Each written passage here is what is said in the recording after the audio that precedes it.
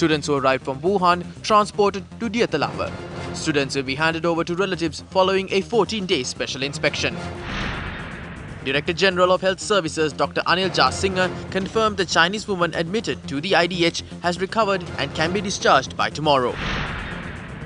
A British report reveals of a bribe given to a company registered in Brunei owned by a spouse of an executive of Sri Lankan Airlines during the questionable Airbus deal. Central Bank Deputy Governor says about 20 out of 42 financial institutions are facing financial constraints.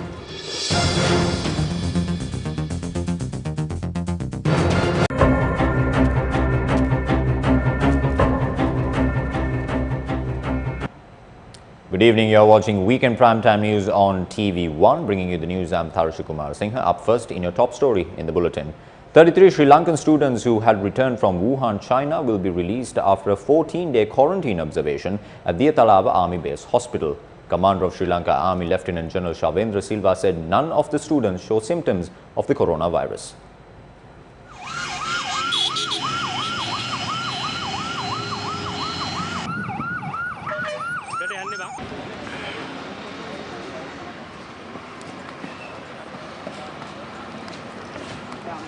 The students had been brought to Diatalava along with a special medical team.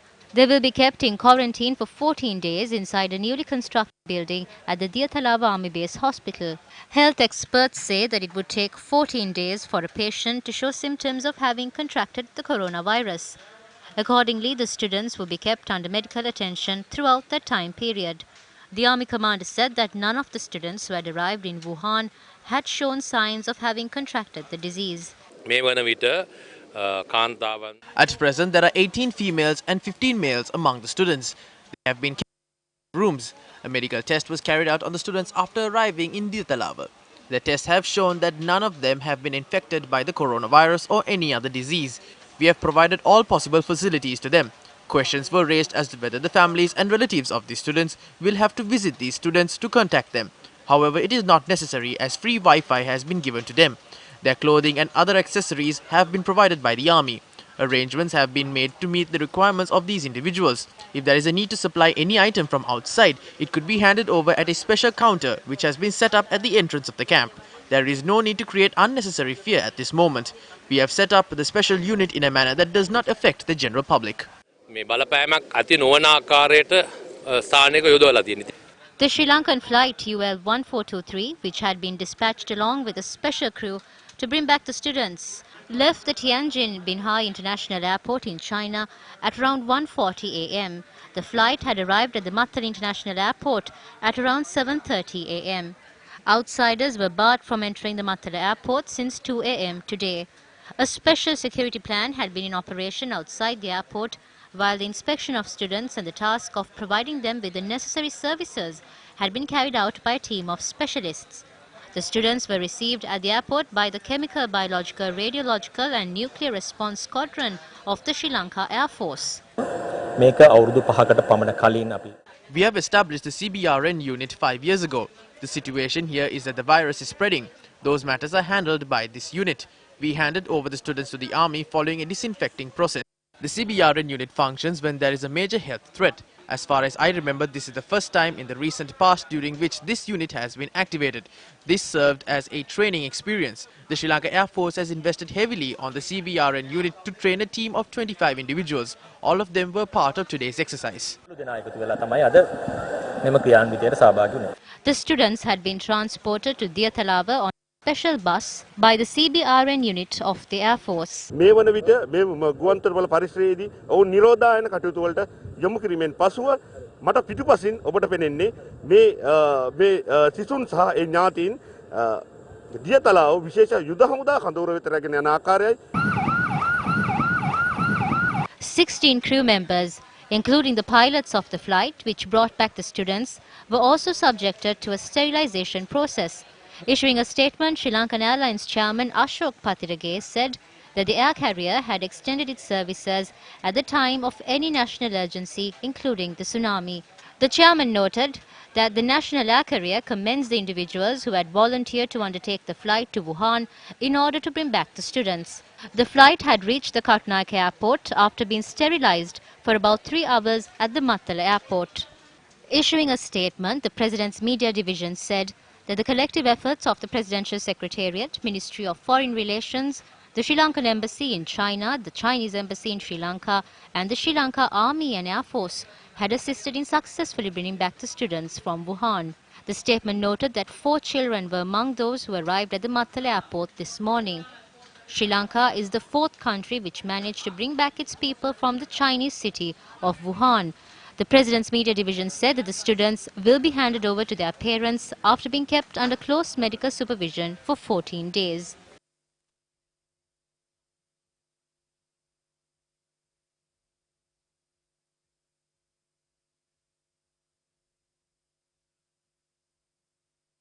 Newsfirst salutes the staff of Sri Lankan Airlines who travelled to the Chinese city of Wuhan by bravely taking up the challenges to bring back a group of our very own brothers and sisters to Sri Lanka. වුහන් ගුවන්තොටුපළ වසා දැමුවේ වෙන කිසිම කාරණයක් හින්දා නෙවෙයි. The Wuhan airport was shut down as the virus could spread when planes enter or leave the city. We must be thankful to Sri Lankan Airlines and its team for coming forward during a crisis like this. The team of 16, including pilots and staff, took over the responsibility on behalf of our children. In the past, some factions spoke of selling the one and only national carrier of our country, Sri Lankan Airlines. If the airline was sold, we would have been severely inconvenienced today. In my view, all citizens of Sri Lanka must respect and commend their efforts. We are thankful to the brave team of Sri Lankan Airlines. කරන්නට උනේ නිර්භය ගුවන් සේවක කාර්ය මණ්ඩලයට අපි ස්තුතිවන්ත වෙන්න. Meanwhile, the Director General of Health Services said the health condition of the Chinese national who had been diagnosed with coronavirus in Sri Lanka has recovered. It has been confirmed now that the Chinese woman who was tested positive for the coronavirus has recovered. The virus has been sterilized. As per the medical test yesterday, she can even be discharged. 16 individuals suspected to have been diagnosed with the virus are currently receiving treatment. 10 of them are receiving treatment at the IDH. 6 of the 10 are foreigners. 2 such cases are currently receiving treatment at the Ratnapura Teaching Hospital, 1 at the Karapete Teaching Hospital and 3 at the Gampaha District General Hospital. A 3-member committee to report on daily activities at the airport has also been appointed. The committee's operations commenced today. The members of this committee include a doctor attached to the Disaster Management Unit of the Ministry of Health, a member of the Immigration and Immigration Department, and a member of the Airport and Aviation Services Limited. දෛනිකව කටයුතු කරනවා ඒ ඔව් අනිවාර්යෙන් ඒ රෝහලින් පිට කරනවා. The University of Hong Kong is currently conducting research on the rapidly spreading coronavirus. The SARS virus was discovered by a team including Professor Malik Piris of the University of Hong Kong. Professor Piris shared these views on the coronavirus with News First once again. They have taken very strong control measures in Wuhan and in the Guangxi province. It takes a few weeks for those control measures to have a full effect. It's a pneumonia primarily, but it does appear that there are many more mild infections. Of course, what comes to attention are the most seriously ill patients because those are the ones who go to hospital and who are diagnosed.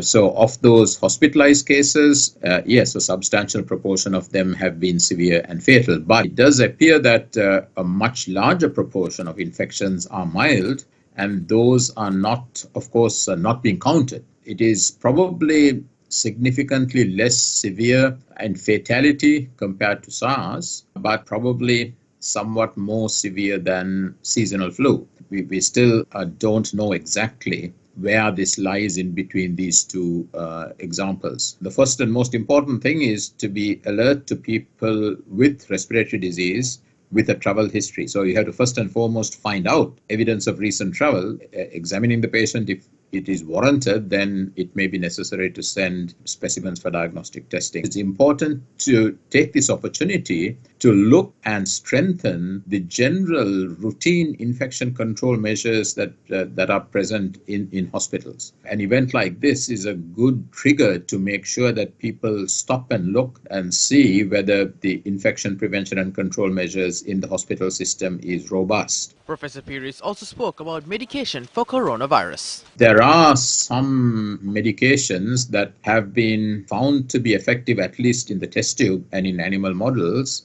in against the MERS coronavirus, and it's a very close relation of this particular virus and of course also for SARS coronavirus. It is very likely that these antiviral drugs would also have activity against this new coronavirus, but that remains to be tested. But in any event, none of these medications have been tried in patients and proven to be effective against MERS or against SARS. So there is no proven antiviral medication. There is a lot that that medical care can help a patient with this disease, even though there is no specific antiviral agent. It may not be as severe as SARS, but there are some differences in the pattern of transmission with this virus that may make it somewhat more difficult to control than SARS. However, it is also probably true that it is not as transmissible as, say, influenza is. Meanwhile, the death toll in China due to the coronavirus has risen to 259. A majority of the deaths were reported in the Hubei region of the Chinese city of Wuhan, while the number of cases infected by the coronavirus has increased by a further 2,102. Foreign media reports that there are nearly 11,000 cases of coronavirus worldwide. Meanwhile, the USA also declared a public health emergency and said it would bar any foreign national who has visited China in the past 2 weeks from entering the country. More than 100 cases have been reported outside China in 22 countries. Meanwhile, an express test to identify the novel coronavirus has been developed in the Chinese city of Wuxi of the eastern Jiangxi province. The test kit delivers results in 8 to 15 minutes. Several leading international airline companies have halted direct flights to China with effect today on a temporary basis.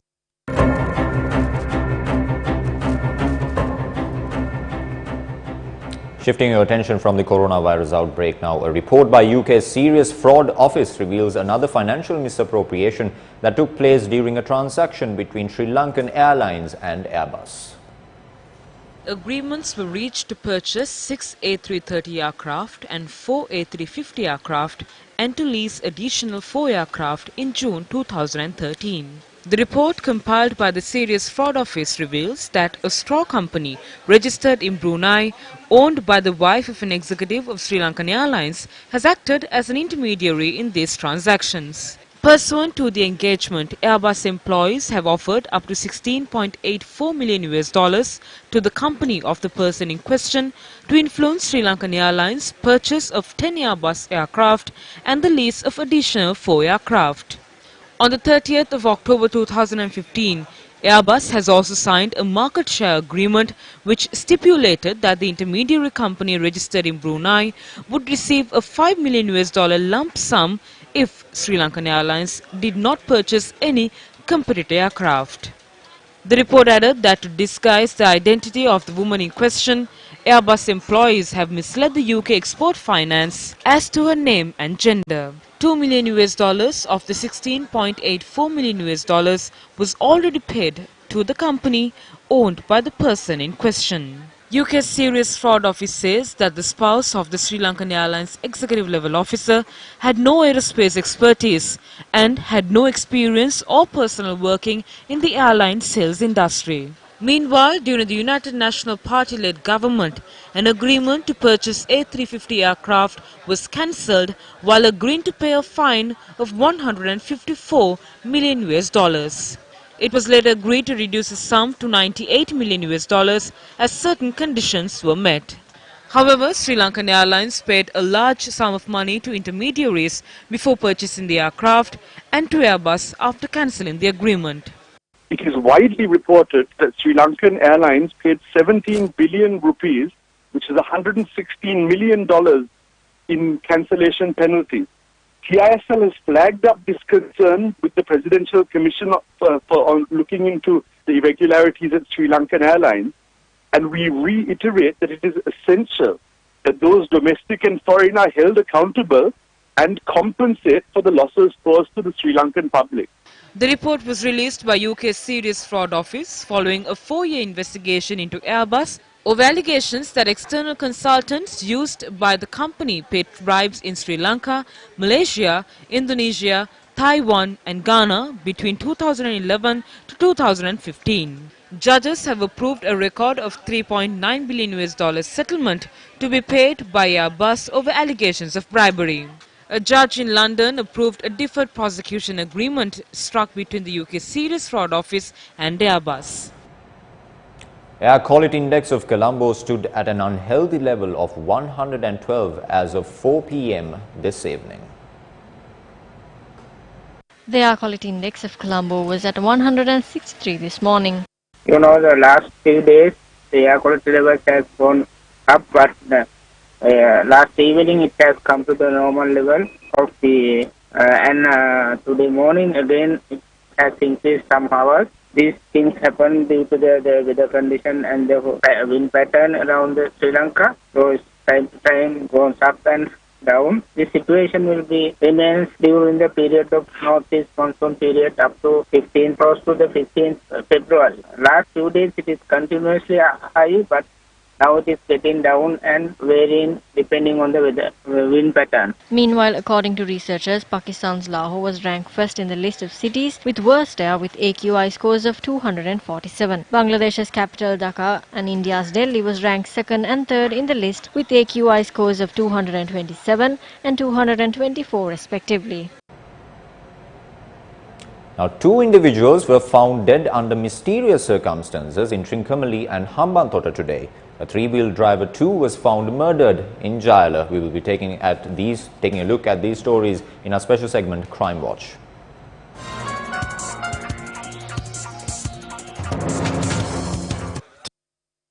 The body of a murdered lorry driver was found inside a vehicle near the Palampatar bridge along the Trincomalee-Colombo road at around 2:30 a.m. today.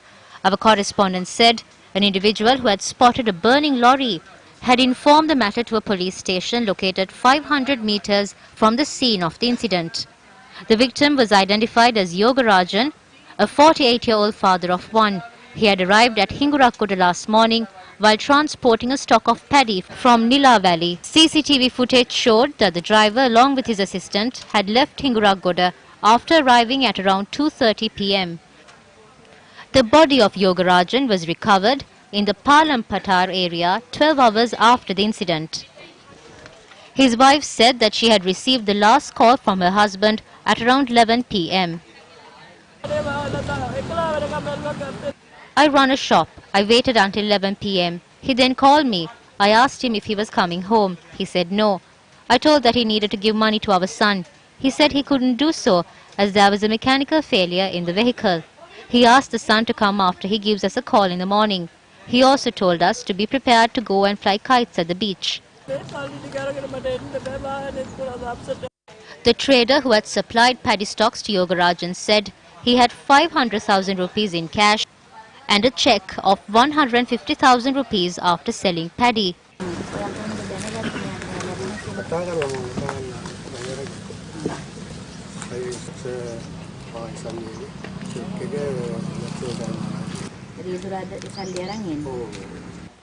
Trincomalee Judicial Medical Officer Ruchira Nadira carried out the autopsy this afternoon.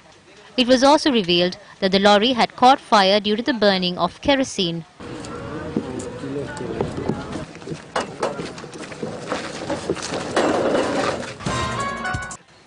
Meanwhile, an accident in which a lorry had been stolen after the driver had been killed using a sharp weapon was reported from the Kanuana area in Jayala. The victim has been identified as 55-year-old Thomas Dixon Jaitunga, a father of two and a resident of Kanuana. He came home in the morning without any issue. He hasn't harmed anyone. I don't know who did this to him.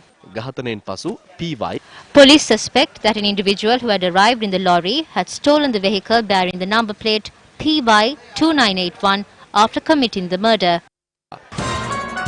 Meanwhile, a 31-year-old man was found dead under mysterious circumstances in the Siribopura area in Hambantota. Police said that bruises and blood had been found on the body of the victim, who has been identified as Gihan Tilakaratna. Police added that he had been living alone at his residence and had been employed as a driver at a private company in Gaul. The acting Hambantota magistrate conducted an inquest into the body today. Police noted that the victim had been murdered a few days ago. A suspect who was remanded in connection with a VIP murder plot was threatened at the Colombo Magistrates Court by another suspect today. A suspect identified as Udeshika Viduranga, who was remanded over a VIP murder plot, was threatened by another suspect called Kanjipan Imran at the Colombo Magistrates Court. Lawyers appearing for Udeshika Viduranga reported this matter to the Colombo Magistrates Court by Udeshika Viduranga's attorney.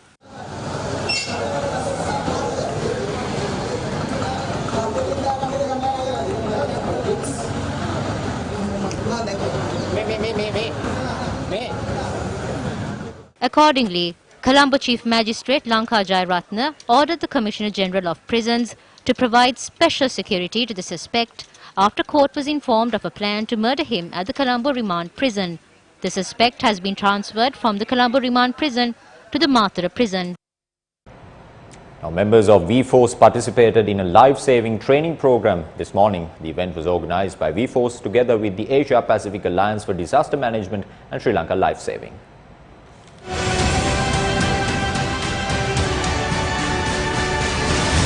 Gammada, V-Force.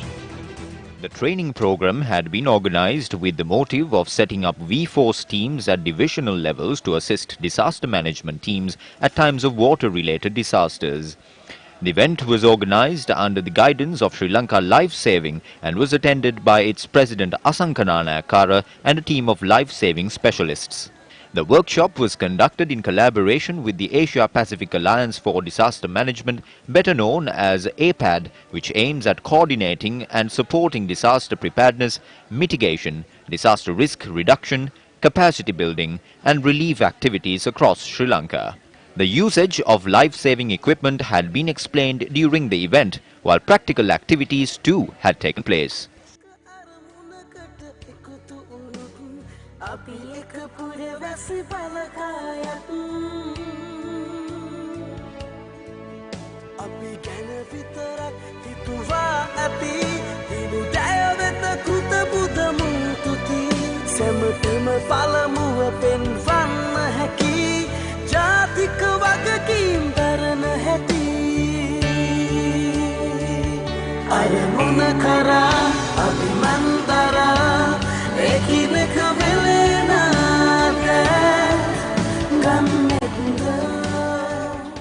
This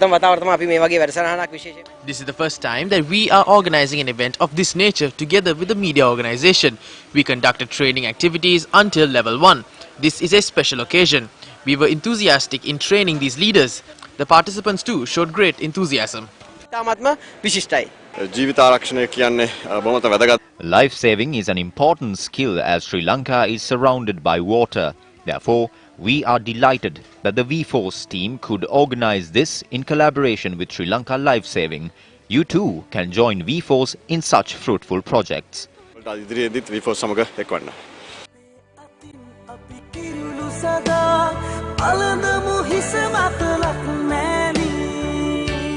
A mock exercise of rescuing individuals if a boat capsizes in the sea was also conducted.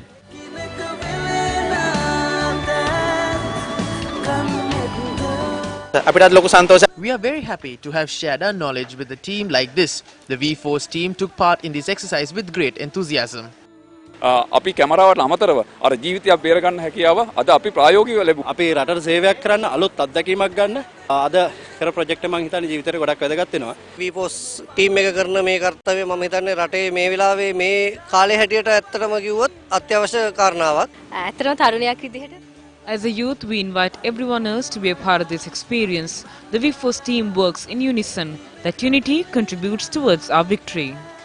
ඇත්තටම මේ ඒකමුතුව තමයි අපි හැමදේම හොඳ විදිහට ජයග්‍රහණය කරන්න තියෙන හේතුවත්. V-Force members who received training up to level 1 received certificates.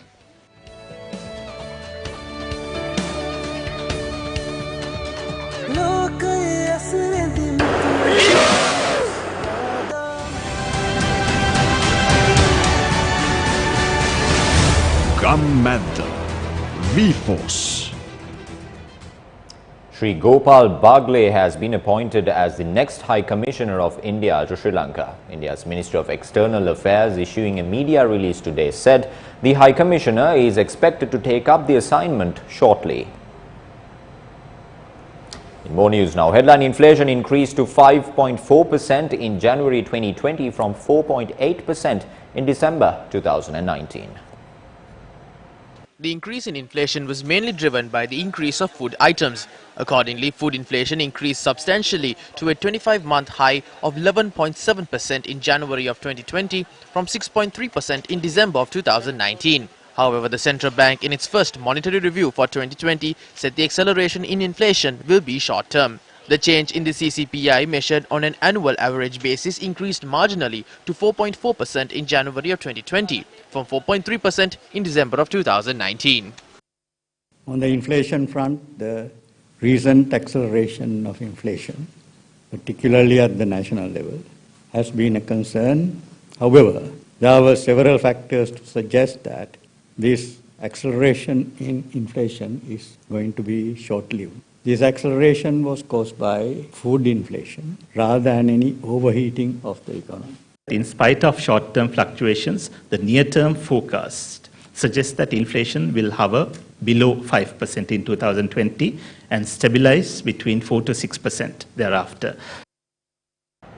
In more economic news now, Deputy Governor of the Central Bank at Karuna Ratna said many financial institutions in Sri Lanka are facing financial constraints. If one analyzes the financial companies in Sri Lanka, about 20 of the 42 financial institutions are facing financial constraints. Many financial institutions have requested us for a moratorium for the loans that they have obtained from banking institutions. Against such a backdrop, I don't think we can expand this further. However, we are looking at other possibilities. The other point is 50% of these debts of these financial institutions are made up of leases. Therefore, reconstructing the capital of these companies is difficult. The process where capital repayment is delayed and only interest is paid cannot be applied. This is more complicated. Therefore, I don't think a moratorium would have an impact either.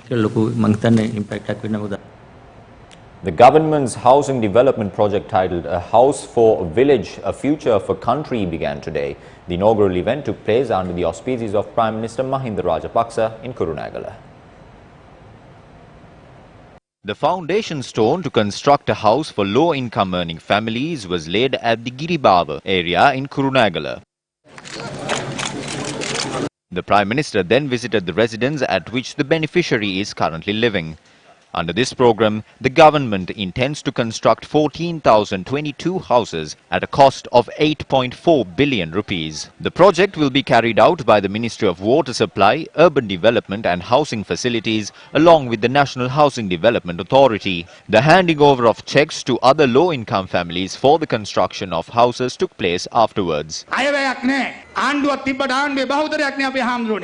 There is no budget. Although we have a government, it does not hold a majority. Still, it is the period during which the United National Party is wreaking havoc. Their people still function at commissions. We have managed to do what the previous government could not do over the last 5 years, even without a majority. A house for village, future for country. I heard that villagers were suggesting to change the name of the project to say A House for You. The current name gives the impression that there is only one house in the village. Therefore, it seems that it is not a big project. We are about to set foot on a journey during which projects which could not be completed over the last 4.5 years would be done within a day. I wish to remind that this project would be carried out irrespective of whether the beneficiaries are Sinhalese, Tamils or Muslims. At the same time, we will not consider whether they are from the SLPP, UNP or the SLFP. In the meantime, State Minister of Urban Development Gamini Lokuge laid the foundation stone for a house in the Atulgevatta Road in Kasbava. The project was flagged off in the Mathura district by providing financial assistance to construct a house in the Palatiana area. Remanded prisoners and those who are not convicted by courts have been deprived of voting rights for several years in Sri Lanka. This is an attempt made by Newsfirst to shed light over a matter which has been constantly neglected. During the run-up to any election, we often see rights groups and civil organizations raising concerns over groups of people who have not been given their chance to vote. Now, against this backdrop, it is seldom noticed that prisoners' rights groups too have been demanding for a proper mechanism that would ensure that prisoners too are given the chance to exercise their franchise. Campaign for Free and Fair Election and Center for Human Rights urge Human Rights Commission to take a step to allow prisoners to vote in the coming election. By establishing voting center in prison, they too will be able to vote in all elections. Voting right is an important human right, and also it's also come under the democratic rights of all voters in Sri Lanka. We know 15,185 people are currently in remand custody. They have not been convicted. This is a significant number. In certain elections, this is a number that can turn the outcome of an election. According to Article 13, subsection 5 of the Constitution, every person is presumed innocent until proven guilty. Accordingly, remanded prisoners should be granted similar rights to any person in society. Similarly, in Article 89 of the Constitution, prisoners serving terms less than 2 years have the right to cast their vote under certain limitations. This right is yet to be granted. We hope a proper mechanism would be established to grant remanded prisoners a chance to vote at the upcoming election. Prisoners have limited opportunities to voice their problems. Granting them a right to vote is a chance to give them a voice. මැතිවරණයට ඡන්දය පාවිච්චි කරන්න දීම කියන්නේ අනිත් පැත්තට හඬක් ලබන්න හඬක් නගන්න අවස්ථාවක්. Speaking to Newsfirst, National Elections Commission Chairman Mahinda Deshapriya admitted that prisoners serving minimum terms and have not been found guilty should be given the right to vote. He said that the Election Commission has submitted a proposal to Parliament following last year's presidential election seeking to implement a mechanism for prisoners to cast their vote. Deshapriya added that the best mechanism would be to set up polling booths in prison. While Sri Lanka is yet to introduce a system in this regard, several countries including Switzerland, Denmark, Finland and Ireland have permitted remanded prisoners to exercise their franchise under varying conditions based on their offences. Thank you, Hassan, for your comprehensive report. And on that note, we wrap up this edition of Primetime News for today. Thank you very much for watching and take care.